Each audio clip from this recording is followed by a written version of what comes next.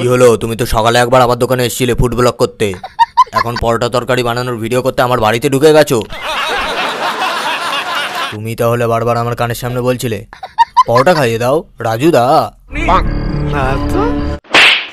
তো কি আজকে আমি তোমাকে পরোটার সাথে আনলিমিটেড তরকারি দিচ্ছিলাম আর তুমি ভুলভাল রিভিউ দিয়ে আমার পরোটা সেল কমাচ্ছিলে। বল একবার পরোটা খাবি কটা রাজুদার, যে দেখ আছে দোকানে কটা ফুড ব্লগার। পরোটা খাবি সাথে আনলিমিটেড তরকারি পাবি, সাথে একটা কাঁচা লঙ্কা আর কাঁচা পেঁয়াজ পাবি, সাথে একটা সেদ্ধ ডিম তুই পাবি 30 টাকা নয় 40 টাকা। সব পরোটা তরকারি বিক্রি হয়ে গেছে। এই কিন্তু আপনি যে আমাকে পরোটা খেয়ে রিভিউ দিতে ডাকলেন, আপনি এখন মৌসুমী লেবুর জুস খেয়ে নিন আর ভালোভাবে রিভিউটা দিন। পরোটার কথাটি ফুরলো, ফুড ব্লগারটি মৌসুমী লেবুর জুস খেলো।